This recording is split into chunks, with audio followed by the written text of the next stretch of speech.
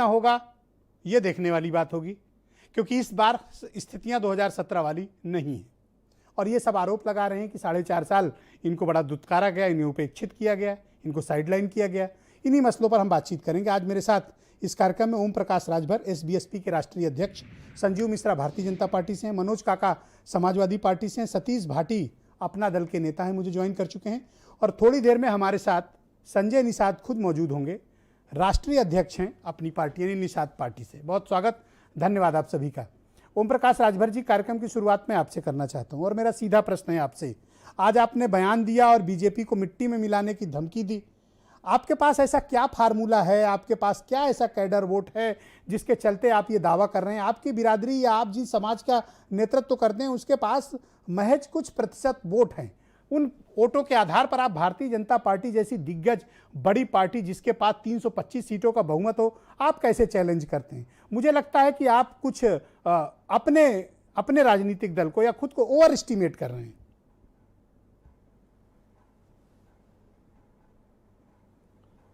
अब बीजेपी के लोग खुद समझ लें कि 14 साल इनको ठिकाना नहीं मिला। ये नैया किनारे लगा के बैठे थे कि कोई इनकी नैया पार कर दे। 14 साल तक ये नहीं कुछ बोल पाए। जब ओम प्रकाश राजभर और अनुप्रिया पटेल जी साथ गई हैं तब इनकी नैया पार हुई है। नैया पार कराना होता है तो संजय निषाद जी भी दिखते हैं, नैया पार करानी होती है तो ओम प्रकाश राजभर दिखते हैं, जब नैया पार करानी होती है तब इनको जो है अनुप्रिया पटेल जी दिखती हैं, और जब नैया इनकी पार हो जाती है तब इनको कुछ नहीं दिखता है। तब क्या दिखता है? तब ना तो ओम प्रकाश की ज़रूरत है, ना संजय निषाद की ज़रूरत है, ना अनुप्रिया पटेल की ज़रूरत है। जिसका उदाहरण मैं आपको बता दूं, मैं कैबिनेट मिनिस्टर था और कैबिनेट मिनिस्टर अपनी खुद सड़क 200 मीटर मुख्यमंत्री योगी आदित्यनाथ जी को मैंने 3 बार पत्र दिया, डिप्टी सीएम लोक निर्माण मंत्री को मैं 4 बार पत्र दिया, डीएम से बात किया, कमिश्नर से बात किया, लेकिन मैं 200 मीटर सड़क नहीं बनवा पाया। यही भारतीय जनता पार्टी में पिछड़ों की औकात है। जब पिछड़े समाज को वोट लेना होता है तो ये जैसे संजय निषाद की बात आप उठा लीजिए, आज इनको 17 जातियों को अनुसूचित जाति में शामिल करने का बहाना बना करके, गुमराह करके, झूठ बोल करके इन लोगों ने संजय निषाद को ले गए। 2 साल हो गया। अब ये बेचारे अपने बिरादरी में क्या जवाब दें? ये जाकर के निषाद बिरादरी से क्या कहें? एक भी जवाब देने के लिए इन लोगों ने, बीजेपी के लोगों ने इनको नहीं छोड़ा। आज मैंने उनके दुख को देखा, किसी चैनल पे वो बोल रहे थे, वो समाज की पीड़ा को उजागर कर रहे थे, और आज यही बीजेपी के लोग कह रहे हैं। पर मुझे बताइए ओम प्रकाश राजभर जी, आपका तो चलिए ठीक है, आप तो चुनाव के पहले छोड़कर गए, लेकिन अब जब चुनाव आया है, चुनाव नजदीक है, तब ये सब दुख तकलीफ बताने की क्या बात है? ये तो राजनीतिक सौदेबाजी मानी जाएगी। उस वक्त भी संजय निषाद अगर स्टैंड लेते जब आपने लिया था, तब माना जाता कि वो समाज के लिए चिंतित हैं। देखिए, वो आ भी गए हैं, जुड़ गए हैं मेरे साथ, मैं उनको भी जोड़ूंगा, लेकिन पहले मैं आपसे सवाल कर लूं। और आज ये दोनों दिग्गज नेता मेरे साथ हैं, दोनों से एक एक करके हिसाब करेंगे आज। बोलिए। नहीं, मैं आपके सामने, अपने बड़े भाई के सामने हूं। 2 साल बड़े भाई संजय निषाद जी को बीजेपी के लोगों ने आरक्षण के नाम पर दिल्ली ले जाकर के आश्वासन दिया और 2 साल बीत गया, ध्यान नहीं दिया। अब चुनाव आया है, अब उनकी नैया डूब रही है, डगमगा रही है, अब उनको दिख रहा है। आप कैसे कह सकते हैं कि बीजेपी की नैया डूब रही है, डगमगा रही है? ओबीसी समाज का एक बड़ा हिस्सा उनके साथ है, केशव प्रसाद मौर्य हैं उनके पास, स्वामी प्रसाद मौर्य जैसे दिग्गज ओबीसी लीडर हैं। आप कैसे कह सकते हैं कि उनकी नैया डगमगा रही है? अब आप देख लीजिए, जब वोट लेना था तो केशव मौर्य जी को मुख्यमंत्री का चेहरा दिखा करके वोट लिया गया, और चेहरा दिखा के वोट ले लिया गया पिछड़ों का, और उसके बाद स्टूल पर बैठा दिया गया। उनको यही औकात है वहां पिछड़ों की, स्टूल पर बैठा दिया। मैं फोटो अभी दिखा दूं, अभी 2 दिन घटना हुई है। इतना बड़ा प्रमोशन पिछड़ों का हुआ है कि हमारे डिप्टी सीएम को ला करके फाइबर की कुर्सी पर बैठा दिया और लोग बड़ी कुर्सी पर बैठे हुए हैं। जरा वो फोटो भी देख लीजिए, हम अभी कहिए तो दिखा दें। यही इज्जत है पिछड़ों की।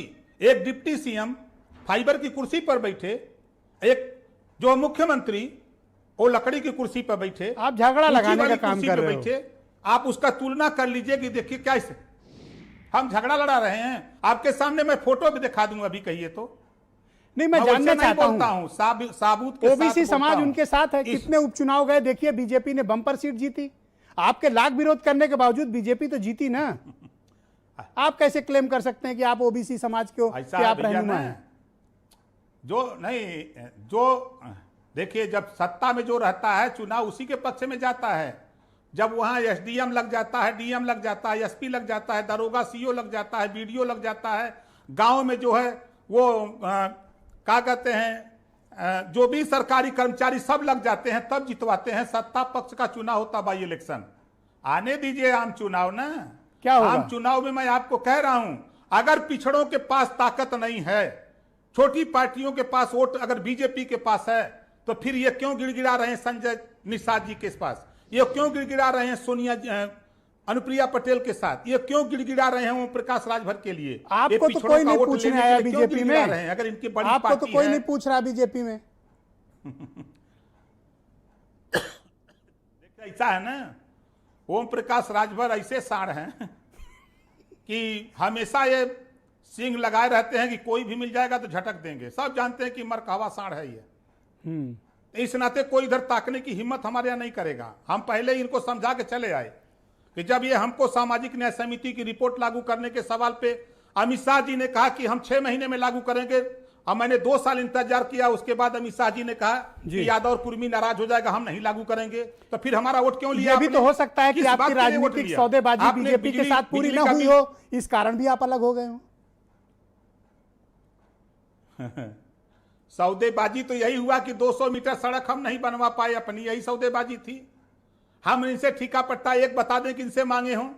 इनके कार्यकाल में मैं ठेका पट्टा एक भी मांगा हूं, ये दिखा दे हमको। एक भी डीएम में 19 एप्लीकेशन लिखा अपने पैड पर मिनिस्टर के, और सरकारी चक्रोट न पाने के लिए जो कागज में दर्ज है डीएम नहीं नापा। यही औकात कैबिनेट मिनिस्टर की होती है। इस नाते ओम प्रकाश राजभर ने साथ छोड़ दिया।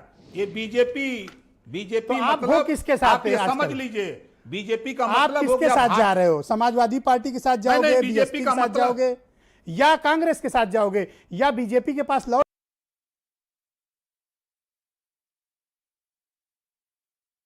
जाओगे? देखिए, नहीं, बीजेपी तो देखिए, आपको गारंटी के साथ कह रहा हूं, दुनिया बीजेपी के यहां जाकर के माथा टेके, स्टूल पे बैठे, फाइबर की कुर्सी पे बैठे, दुनिया उनके यहां गुलामी करे। उनके यहां जितने भी पिछड़े समाज के लीडर हैं, लोडर हैं, वो मालिक की मर्जी से काम करते हैं। यहां ओम प्रकाश राजभर लीडर है, लीडर की हैसियत से काम करता है। और चैलेंज करता हूं, उत्तर प्रदेश में जनता ने मिजाज बना लिया है। क्या बना और लिया? ओम प्रकाश राजभर उत्तर प्रदेश में आप देखिएगा, कुछ ही दिनों में भारतीय जनता को पार्टी को नेस्तनाबूद करने के लिए जनता की जो मांग है, जनता की जो चाहत है, जो क्षेत्र में चर्चा है, ओम प्रकाश राजभर अपने भागीदारी संकल्प मोर्चा के साथ तैयारी बना चुका है। धन्यवाद। मैं चाहता हूं